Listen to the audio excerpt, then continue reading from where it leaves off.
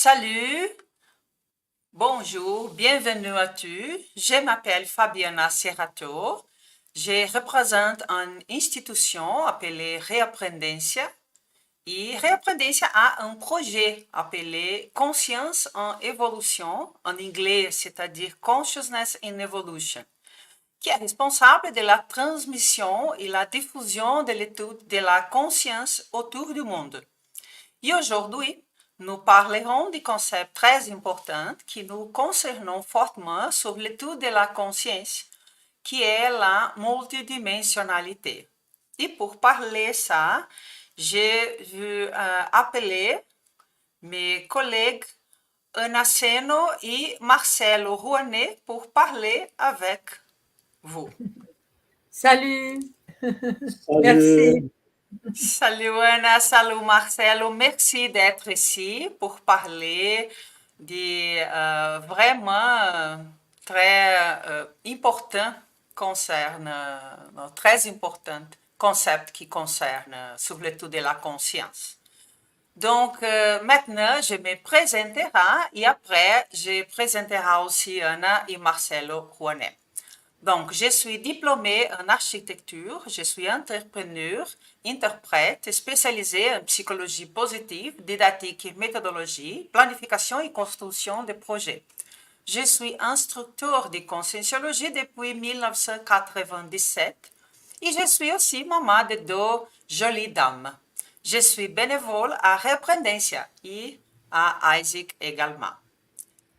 Donc, le professeur Anaceno est réviseur textuel et traducteur, maître en linguistique, auteur de livres conscienciologiques, bénévole de l'association AHC et UNESCO, chercheur du Collège invisible de la parapoliticologie. Et Marcelo Rouanet, il est traducteur, biochimiste et auteur conscienciologique, bénévole de l'association AHC et chercheur du Collège invisible de la parapoliticologie. Donc, merci d'être ici. J'espère que nous tirerons le mieux parti de ces streamings. Donc, commençons.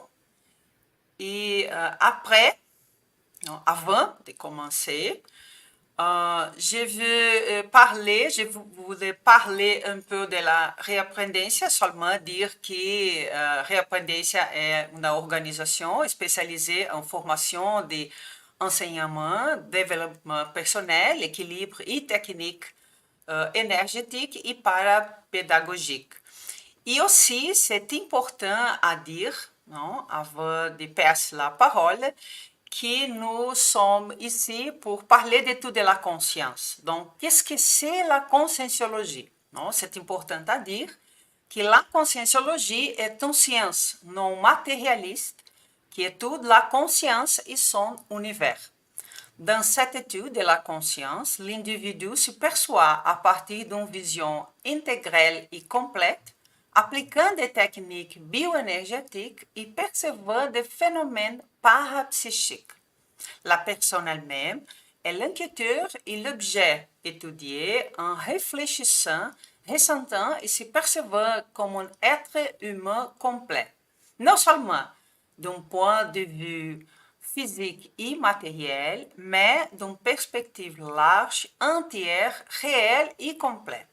L'accent met sur l'amélioration de soi et l'assistance aux autres dans son environnement personnel.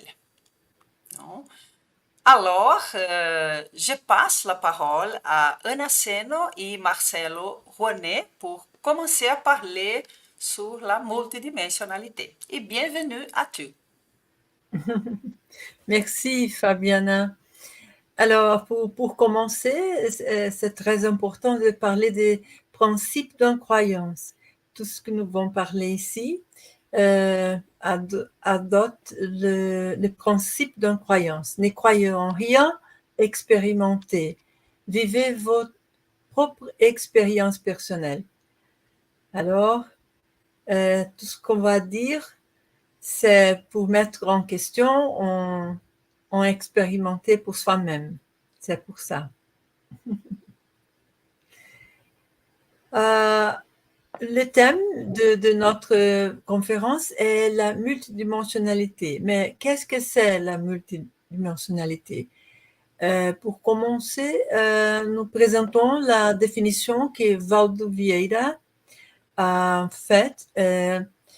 C'est une condition naturelle, inhérente à l'être humain, de vivre au quotidien en agissant à la fois conscient ou inconscient dans une dimension existentielle. C'est ça notre idée et notre concept de multidimensionnalité. Alors, ici, nous avons la religion à propos de la multidimensionnalité. Quel est son rapport avec la multidimensionnalité des religions en général? Alors, les religions, elles croient en un autre monde. L'âme quitte le corps pour vivre dans un autre monde. Il y a une vie après la mort. Alors, il y a, selon certaines religions, le paradis, l'enfer et le purgatoire. Mais en conscienciologie, nous savons que ces autres dimensions sont habitées par des consciences en évolution, c'est-à-dire que ces dimensions peuvent être plus subtiles ou plus denses et matérialisées selon le degré d'évolution, mais il n'y a pas d'enfer perpétuel et parce que tout le monde continue à évoluer et évoluer dans des mondes physiques et des dimensions extra-physiques pour pouvoir habiter les dimensions supérieures. Et aussi, nous pouvons parler de la vision de la science et multidimensionnalité. Sont les disciplines qui savaient de ce thème-là. La physique, la astrophysique étude beaucoup de ce thème-là. Et il y a la vision de trois dimensions. La longueur, la largeur, la profondeur, ce sont des catégories d'espace. Et plus le temps. Ce sont les quatre éléments qui définissent ce que ces étudieux parlent de dimensions. Mais en conscienciologie, on parle beaucoup plus parce que il y a de N dimensions et que ce sont subtiles et ça dépend de le niveau de la conscience. Plus évolué, il y a beaucoup de subtilité. Et alors, l'accès, ça dépend des caractéristiques personnelles de la conscience que nous avons parlé tout de suite. Ok. J'ai une question dans l'élève ici concernant ça. Quelle est la position de la science par rapport à l'étude des dimensions?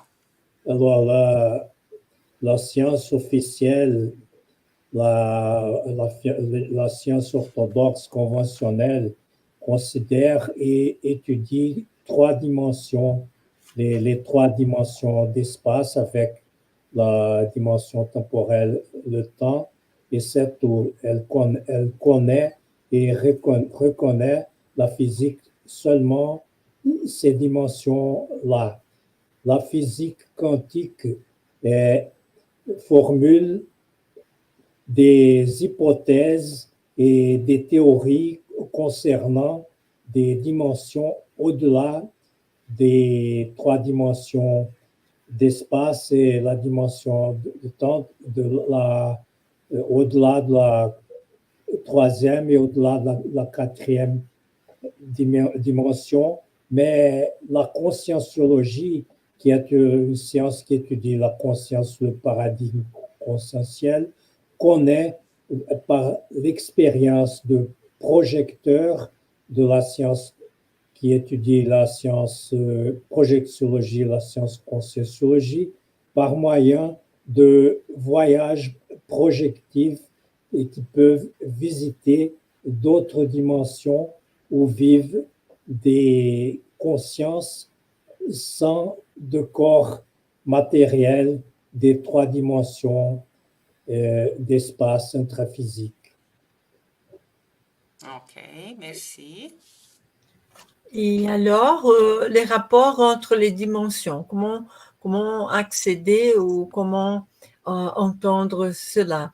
L'élément de rapport pour accéder les diverses dimensions est la pensénité. Ce que nous pensons, ce que nous sentons, les énergies que nous émettons. Mais qu'est-ce que c'est la pensénité? La pensénité, c'est un néologisme de la conscienciologie qui réunit trois concepts, trois éléments. La pensée, le sentiment et les énergies. Ce sont trois éléments tout ensemble, tout associés. Ils ne sont pas possibles de dissocier. Et alors, quand nous pensons et nous sentons, c'est tout ensemble. Il y a un verbe pour dire cette condition-là qui est penséniser. Quand nous pensénisons, il y a d'une manière particulière nôtre de faire l'accès à l'autre dimension, même où nous sommes ici dans les dimensions intraphysiques. Le prochain diapo, il peut montrer cela, ce que je parle, la pensénité, c'est égal à la qualité du pensène. Et pensène, c'est un néologisme qui rejoint penser, la pensée, plus le sentiment, plus d'énergie. Et alors, tout ensemble, nous pensénisons, c'est le verbe penséniser. Alors, il y a dans ces autres dimensions, il y a aussi des communautés extraphysiques où habitent et vivent ensemble des consciences qui ne vivent plus ici, qui ont déjà passé par la mort parce que elles ont perdu leur corps physique et vivent d'une façon extraphysique dans d'autres dimensions au-delà des trois dimensions intraphysiques. Et elles se rassemblent dans ces communautés et elles vivent ensemble. Et ici où nous sommes, nous pouvons accéder à ces communautés extraphysiques en nous projetant de notre corps physique par moyen de la projection lucide. Il est important de dire que ces communautés-là, extraphysiques, elles sont formées de consciences qui pensénisent de la même façon. Alors, c'est très intéressant de comprendre ça, parce que la pensénité fait des approximations de la conscience. Quand nous pensénisons d'une même patron, d'une même manière, d'une même façon, les consciences tendent à être réunies. Et alors, ça est possible aussi voir dans les dimensions intraphysiques.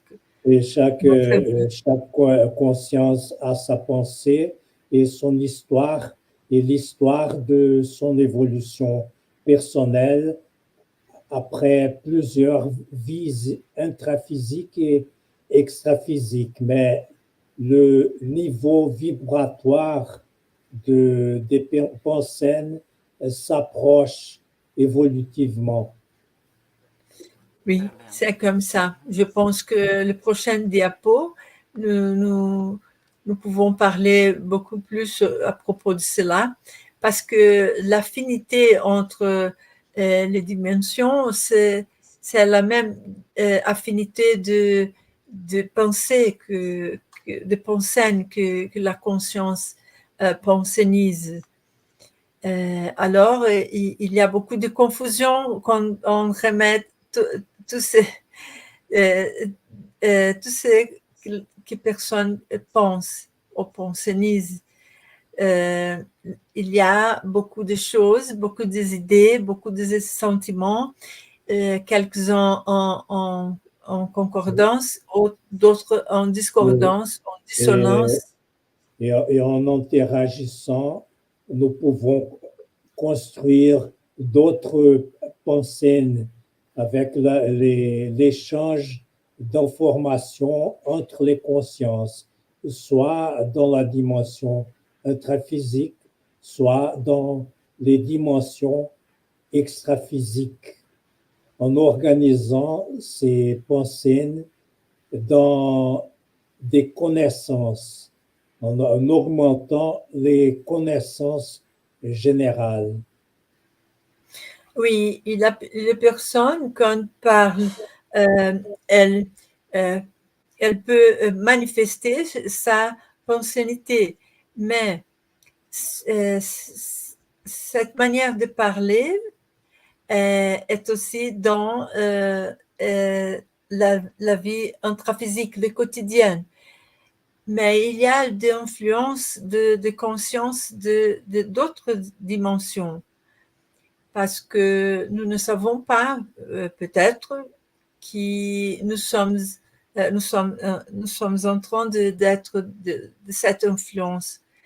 Alors, les influences peuvent être positives ou négatives, et ça dépend aussi de la pensée de chacun, si elle est positive ou négative dans ce moment. Oui, Donc, les pensées, vous disiez, Anna et Marcelo, que les pensées, c'est vraiment important pour faire les rapports entre toutes les dimensions. Ah, vas-y. Oui, OK. exactement. C'est ça. Oui. Merci. Par exemple, si la personne, si quelqu'un ou des personnes ont une idée pour inventer quelque chose pour l'humanité, ils peuvent se connecter par les pensées avec ces communautés plus avancées, plus évoluées, et des consciences extraphysiques plus évoluées qui veulent aider le progrès général de la planète. Mhm. C'est comme ça. Et ici, nous pouvons commenter ça. Comment peut-on percevoir les autres dimensions? Parce que nous parlons de dimensions intraphysiques, extraphysiques. Ce sont des classifications des dimensions. L'intraphysique, c'est la nôtre, le quotidien, notre relation des humains, de personnes. Comment nous sommes en train de manifester ici, l'un avec d'autres, mais extraphysique, toutes les autres dimensions, elles peuvent être accédées par la pensénité, comme nous avons déjà dit, mais il y a d'autres manières de percevoir ça. Nous pouvons traiter de ce thème-là en disposant d'autres manières de percevoir autres dimensions. Et ici, nous sommes avec deux exemples de possibilités. Il y a d'autres, sûrement, il y a d'autres, mais nous allons parler des projections de la conscience et de plusieurs exemples de parapsychisme. Le parapsychisme, c'est un aspect de la manifestation humaine très important pour faire Par exemple, être la, connexion entre la dimensions. projection et le parapsychisme, c'est par exemple la télépathie, la clairvoyance et la clairaudience. Oui, c'est comme ça. Les phénomènes Ce sont parapsychiques, des paraphénomènes. Ce ne sont pas des phénomènes surnaturels, mais ce sont des phénomènes qui peuvent s'expliquer scientifiquement par la conscienciologie parce qu'il s'agisse en réalité, de paraphénomènes ayant rapport avec la paraphysiologie de chaque conscience. c'est comme ça. Alors, nous, Marcelo et moi, nous avons raconté une expérience personnelle comme des exemples de parapsychisme. Je vais lire mon petit récit pour éclairer l'idée, non? Un soir, je me suis endormie et je me suis vue hors de mon corps. Je survolais la cime des arbres en observant la forêt. La sensation du vol était très bonne et j'étais très heureuse et tranquille. J'étais lucide d'être hors de mon corps dans une autre dimension parce que je me manifestais avec les psychosomas. Très bon exemple, Anna. Non? Vraiment. La manière Illustre. d'accéder aux autres dimensions, c'est avec le psychosoma, le corps de manifestation de la conscience. Ici, dans l'intraphysique, il y a une discoïncidence et alors, pendant le sommeil, nous sommes projetés et alors expérimenter des expériences hors du corps.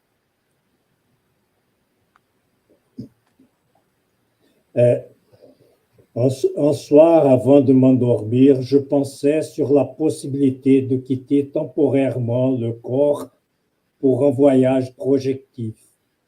Après m'avoir endormi, je retins le souvenir de la dernière partie d'une projection aidée dans laquelle je reconnus un parapsychique de ma connaissance et nous causions avec d'autres consciences.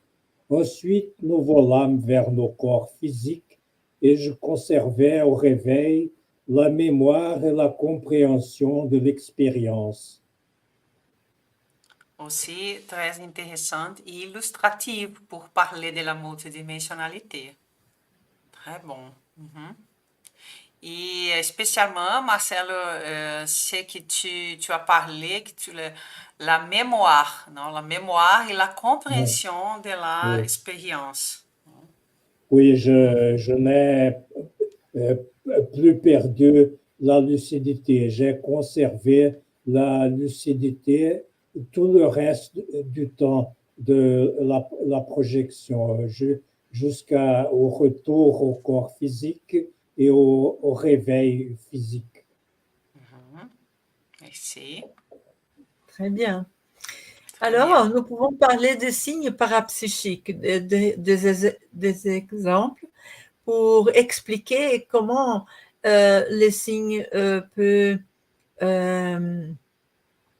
nous pouvons expérimenter, Reconnu, être reconnus. reconnu par les chercheurs sur sa propre personne, connaître mieux son propre corps par rapport aux signes parapsychiques. Par exemple, s'il a une sensation de froid dans une région du corps ou de chaleur, alors il pourra savoir si c'est si quelque chose est en train de se passer Mhm. dans, dans Il y a, l'ambiance, dans son ambiance, extra-physiquement ou intraphysiquement. mhm. Et il y a d'autres signes que activation de chakras spécifiques. Nous avons beaucoup de chakras et alors les principaux est possible d'activer beaucoup plus. Et alors, c'est bien possible, la possibilité de faire des connaissances ou de reconnaître des situations de la présence de conscience extraphysique proche à nous. C'est possible. Nous pourrons, avec l'entraînement, avec l'expérience de vie, nous pourrons reconnaître, par exemple, un changement de température pour le chaud ou le froid. Mhm. Il y a d'autres possibilités de myoclonie, spasmes musculaires en quelques parties du corps. Il est possible avoir de manière involontaire cette myoclonie. Ce sont des possibilités des activations des énergies ou de percevoir énergie. Oui, ces signes parapsychiques dépendent toujours de chaque conscience, de chaque expérimentateur, de chaque chercheur dans chaque phase de sa vie, n'est-ce pas?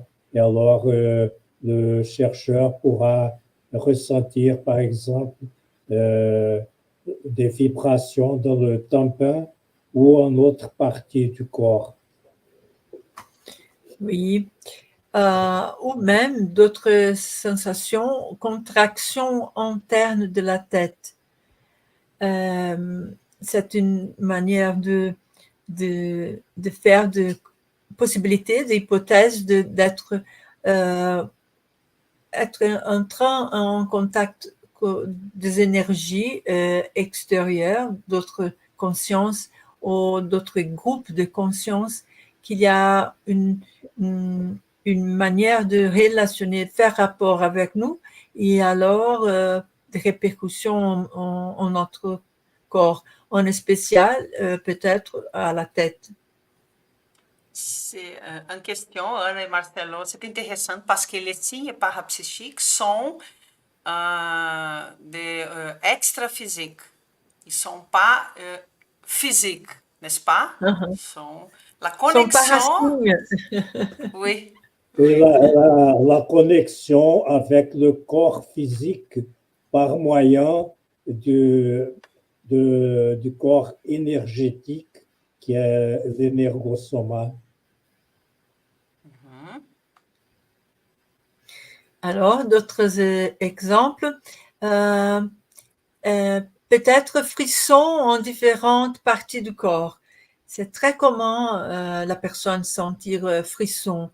Quelques frissons peuvent être d'origine extérieure, d'autres dimensions, pas nécessairement d'origine intraphysique. L'observation et la perception de la conscience de la personne pour reconnaître des types de signes et parasignes. C'est très important de travailler, à noter, registrer quelques sensations différentes pendant les jours, pendant la semaine, pendant les mois. C'est comme le rechercheur ils font très important d'annoter, enregistrer ces signes-là pour connaître et traduire mieux les contenus, l'information, la récurrence, voir le significat, non?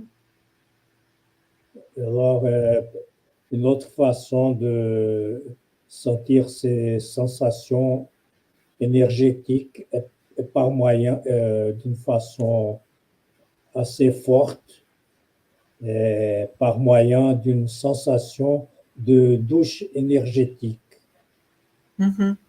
C'est un flux plus fort sur le corps. Et alors, c'est comme une douche de l'eau, mais cette douche-là est d'énergie. Et alors, après la douche, la frisson peut sentir une frisson aussi ensemble. Ça, Mais ça peut oui, signifier la confirmation de la justesse de quelque chose qu'on est en train de penser ou de parler ou de faire. oui, en général, ce signifie cela, une espèce de confirmation de ce que nous disons ou que nous faisons. Oui. Mal de tête soudain, c'est une cause physiologique. C'est très commun. La personne, euh, elle va bien, ils ne sent rien, mais soudain, mal de tête. Et alors, c'est une possibilité de contact avec des énergies extra-physiques qui nous donnent cette répercussion-là.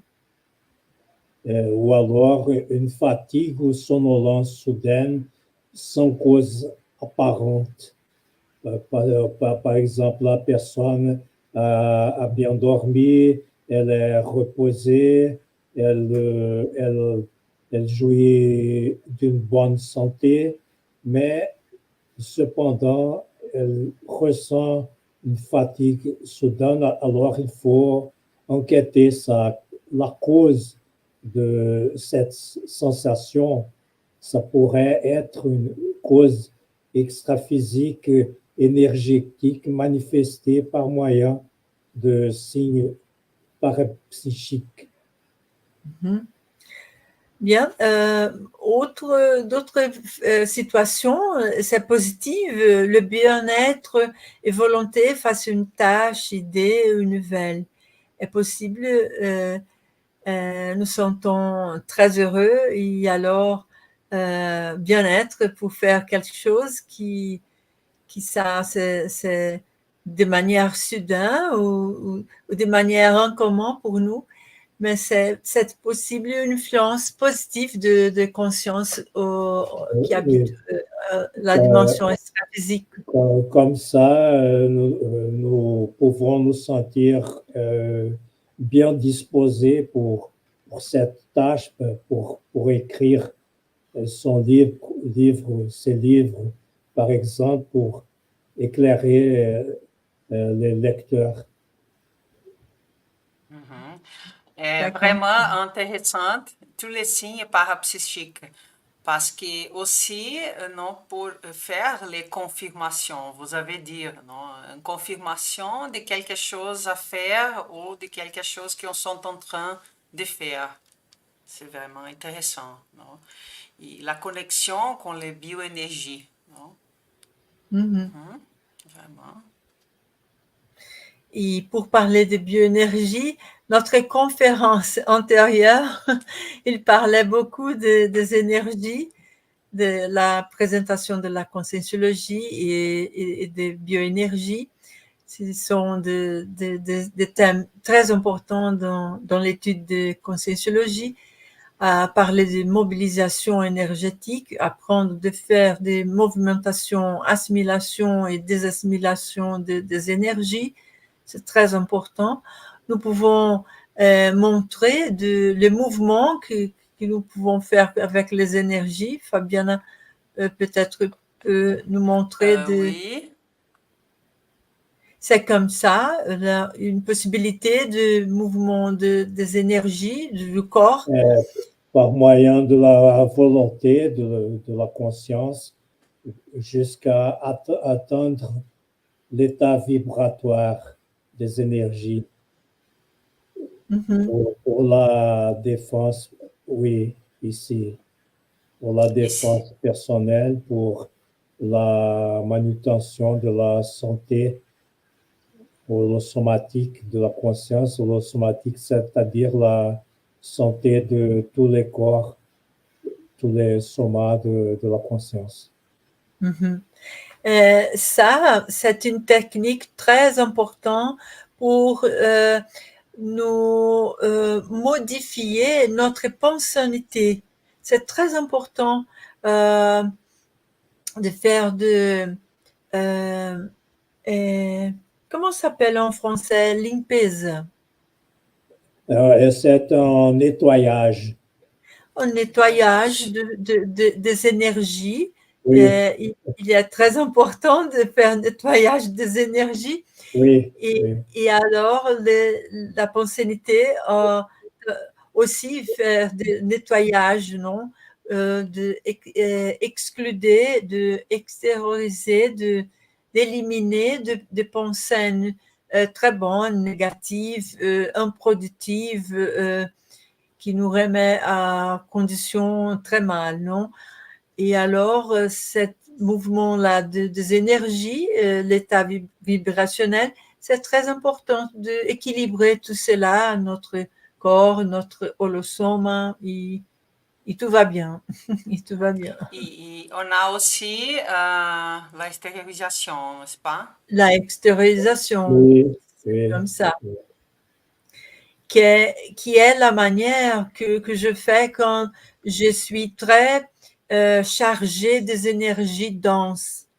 Je fais beaucoup d'extériorisations, deux centaines d'extériorisations, beaucoup de minutes en extériorisant patiemment pour faire la nettoyage, non? C'est très Le important, un nettoyage moment et de pour tranquillité. aussi pour émettre de bonnes énergies dans d'autres occasions pour aider les consciences et les ambiances.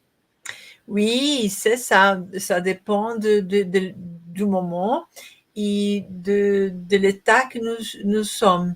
Si De nous l'état sommes mental. bien, si nous sommes bien, notre Oui, extériorisation, ce sera assistentiel, ce sera bon, et va aider autres personnes.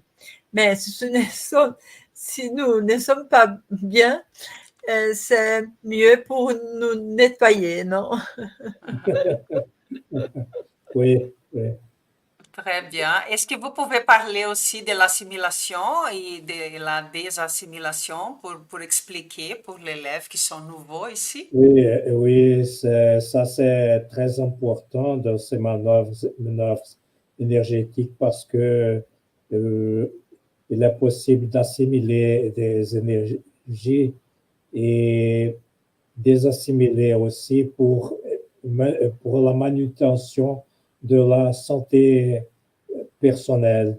Alors, nous pouvons bien sûr assimiler des énergies positives aussi dans la nature, dans la mer, les rivières, les fontaines, les, les cataractes, près des cataractes de l'Iguassou, par exemple, et, désassimiler avec un changement de pensée et avec ça, l'extériorisation euh, des énergies.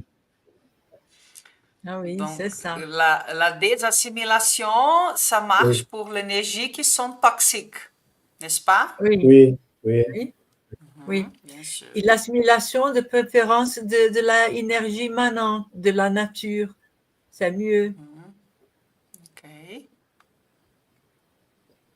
Et ici, nous avons un exemple d'un campus de recherche scientifique en conscienciologie, de recherche sur la conscience. C'est par exemple, le Centre des hautes études de la conscience, selon le paradigme conscientiel, qui est un grand centre de recherche à la ville de Foz do Iguaçu, dans l'état de Paraná, au Brésil. Et à gauche, nous voyons ici un bâtiment courbe qui est l'holothèque. L'holothèque est une grande bibliothèque composée par plusieurs thèques ou plusieurs bibliothèques, par thème, comme par exemple l'économothèque, la physicothèque, la parapsychothèque, la psychologothèque, la projectiothèque, l'historiothèque, etc. Et au centre, vous voyez ces petites maisons, ces petits bâtiments qui sont des laboratoires personnels pour les expérimentations parapsychiques dans la conscienciologie, selon le thème et la spécialité. Par exemple, un laboratoire sur les signes parapsychiques, un laboratoire pour travailler l'auto-organisation, l'état vibratoire, etc. La Et projection la conscientielle. projection de la conscience et beaucoup d'autres. Et à droite, vous voyez ce bâtiment jaune rond qui est un espace préparé pour les débats scientifiques entre les chercheurs de la conscience selon le paradigme conscientiel du Brésil ou venus de l'étranger aussi. Et l'accomplementarium en haut, qui est un laboratoire collectif pour les expériments de clairvoyance et d'énergie dans cet espace, dans ce laboratoire, et avec des logements pour les chercheurs qui n'habitent pas à Foz do Iguaçu, pour les visiteurs qui veulent connaître davantage la conscienciologie et les recherches sur la conscience selon le paradigme conscientiel. Alors, dans ce même terrain, nous avons un hôtel et pour se loger et une auberge plus petite dans ce même terrain. Très bien. C'est, Peut parler, Fabiana? ok, je veux dire que il y a, je vois que Bertin peut après parler quelque chose, mais nous sommes en train d'y aller à Strasbourg, n'est-ce pas, Anna et Marcelo? Il y a un événement très important à Strasbourg. Et nous serons en France ce mois, c'est-à-dire le mois prochain, en octobre, nous serons à Strasbourg pour faire des travail comme bénévole et assister au cours du professeur Laënio Loche sur la programmation existentielle, la proexis. Ça, c'est important à dire qu'il y aura aussi la traduction simultanée en français. Donc, tout le monde non, peut y aller et c'est les 12 et le 13, n'est-ce pas? Je regarde que Bertrand est ici. Le 12 et le 13 octobre. Alors, samedi et dimanche, toute la journée, et il y aura interprétation simultanée en français pour ceux qui s'inscrivent dans le cours à Strasbourg. Très bien. J'ai aussi une question ici. La question, Marlise demande si est-ce qu'une bonne idée, c'est une bonne idée extérioriser nos énergies dans les lieux publics. Qu'est-ce que vous pensez? C'est très intéressant la question, parce que dépend, ça dépend. Oui, ça dépend. Oui. Ça dépend de quel lieu public. S'il y a, si une personne, elle était dans les Rocking Hill, par exemple, à Rio de Janeiro, c'est pas bon. C'est mieux ne pas extérioriser.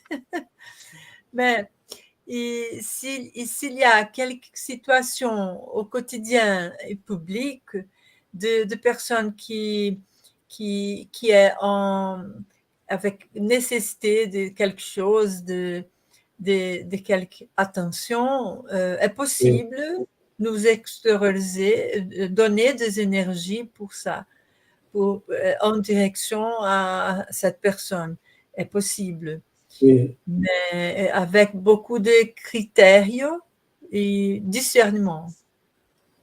oui, il faut soigner de sa santé personnelle aussi, ne pas nuire sa propre santé en essayant d'aider les autres.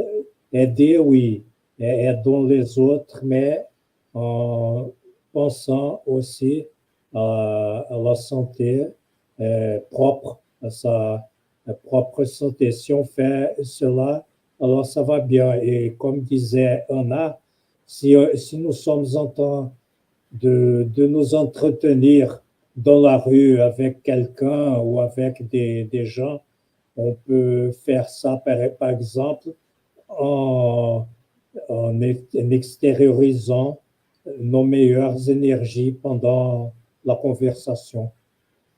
Mhm. Mais Avec si des la bonnes personne, pensées. oui, si la personne veut vraiment aider les autres avec ses énergies, est possible pratiquer une technique qui s'appelle TENEPS. En français, TENEPER, C'est la tâche énergétique personnelle. oui, c'est le nombre de la technique. C'est une façon de extérioriser l'énergie tous les jours, toujours la même horaire, pour aider de consciences qui habitent d'autres Oui, dimensions. il est possible aux intéressés de faire des cours pour connaître la technique et les requis pour pratiquer cette technique et aussi lire le manuel de la proexis pour se renseigner aussi sur les conditions d'exécution journalière de cette technique. Oui, je me rappelle de cela parce que c'est l'opposition à le lieu public. La tâche énergétique personnelle est faite chez nous, dans la même chambre pour exclusivement faire cela. Non? C'est une condition comme ça. Je me rappelle aussi qu'il y a une institution qui s'occupe de cette technique. Je vais chercher les liens et mettre sur Oui, oui. les Oui, chats aussi. oui, c'est très bien, c'est possible. Il y a aussi un collège invisible qui recherche la TENEP d'un point de vue scientifique, la ténépologie. Ah oui, c'est comme ça. Il y a autre campus de recherche, le campus Aracé. Il est à Domingos Martins, dans l'état de Espírito Santo, Brésil. Et donc, là, il y a aussi des laboratoires, de salles de recherche, de salles de bibliothèque, salles de classe, et Des beaucoup. logements pour les chercheurs visiteurs Oui, et, et des maisons pour des chercheurs qui habitent dans ce campus ou qui y vont souvent. oui, c'est dans ces campus-là où il y a un laboratoire spécial, exclusif, un laboratoire d'immersion, c'est 72 heures. Oui, c'est un laboratoire d'immersion de 3 jours et nous avons à présent de ces laboratoires dans le campus Aracé et il y a aussi un laboratoire Sérénarium, le même laboratoire à Foz do Iguaçu. Oui, c'est comme ça. C'est très intéressant parce que la personne passe 3 jours immerse dans soi-même, seul, individuel, et il y a beaucoup d'expériences inclus extraphysiques, non? De phénomènes, elle peut vivre de phénomènes extraphysiques, d'expériences intéressantes, personnelles, de penser sa vie, de programmer sa vie, de faire d'autres choses, de lire, d'écrire, alors de réfléchissons beaucoup. Il est très intéressant. La personne sort de laboratoire très rénovée. C'est très bien. Complètement nouveau et différent, non? Exact, Vraiment. complètement nouveau. J'aime beaucoup ce laboratoire, le Serenarium. Et ici, j'ai mis aussi les liens, non? Pour les TNP que vous avez parlé avant. Non? S'il y a quelqu'un qui veut commence à apprendre les techniques, donc pour chercher dans ces liens-là. Ah oui, c'est très bien. Le principe de l'expériment dans le sérénarium est que dans notre vie quotidienne, nous sommes beaucoup conditionnés par nos affaires, par les habitudes, par nos occupations, par les autres gens. Alors, le principe est qu'en s'isolant, on peut, on a la possibilité de revenir à son essence conscientielle après avoir passé la consultation médicale et psychologique pour pouvoir faire cet expériment d'immersion de 3 jours, avant et après l'expériment. Merci. Oui. Voici notre référence pour rechercher de thèmes-là. Ce sont de petites références, pas complètes, mais le principal, non? Et vraiment, c'est intéressant aussi à dire, quand vous avez parlé du campus, qu'on a des débats et les chercheurs peuvent étudier beaucoup les dimensions, n'est-ce pas? Les dimensions, le parapsychique, les signes parapsychiques, non? Et là aussi, on a des livres que vous pouvez lire et faire l'investigation sur Oui, cette étude, non? c'est Ok. vrai. Il y a beaucoup de livres à propos de parapsychisme, de phénomènes, des autres thèmes très intéressants. Et nous sommes à disposition. Merci à tous qui nous écoutent. C'est très bien.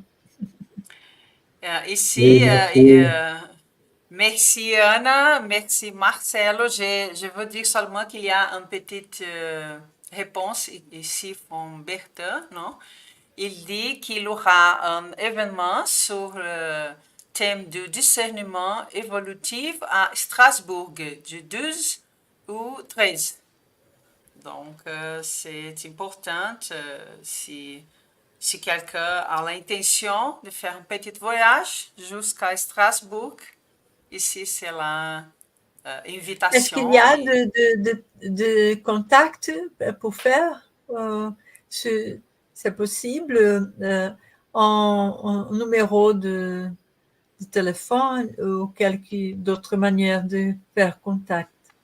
Ok, Ça on sera peut bien. attendre. Bertin, est-ce que tu peux écrire un numéro de téléphone pour nous ici? S'il y a quelqu'un qui est intéressé ou est en train d'y aller à Strasbourg pour faire un petit contact, c'est Ce intéressant. sera une Non? opportunité de nous connaître personnellement, non? Parce que nous serons là et nous pouvons parler beaucoup plus à propos de thèmes qui nous intéressent, de la conscienciologie, du paradigme conscientiel et tout cela. Oui, oui, nous serons en France et après l'événement, nous vous attendons au Brésil quand vous voulez venir. Nous deux, moi et Anna, nous habitons dans l'État de l'Espírito Santo et Fabiana à Foz do Iguaçu, dans l'État du Paraná. Mhm. Mhm. Ici, c'est le lien de l'institution qui fait, ici c'est le contact, n'est-ce pas? Et vous Oui, pouvez faire un rapport, un contact avec ces liens, non? Proexologie, ça c'est les contacts pour établir les oui, rapports et puis aller à c'est Strasbourg. l'organisation du cours à Strasbourg. C'est Et très bien. ici, Les compléments les d'information, les compléments, non, le la visite au vendredi. Parlement européen. Mhm. Toujours à Strasbourg, Anna, Marcelo et Fabiana seront présents. Merci, oui. Oui, oui, Oui, c'est comme ça, le vendredi 11 d'octobre, on va au Parlement européen. Et les dernières informations, la conférence sera donnée pour les profs, Laine Loche, et des autres invités aussi. Donc, j'espère qu'on peut rencontrer tout le monde là. Non? Et Moi aussi. on va- merci, merci Anna, merci Marcelo pour être ici et pour cette importante conférence. Et nous remercions tout le monde pour être ici aussi. Et à bientôt tout le monde, n'est-ce pas? oui, c'était un plaisir d'être avec vous tous et à bientôt. Merci. Je suis heureuse d'être ici et merci beaucoup, Fabiana, Marcelo. À tout à l'heure. À tout à l'heure, à bientôt tout le monde. À tout à l'heure.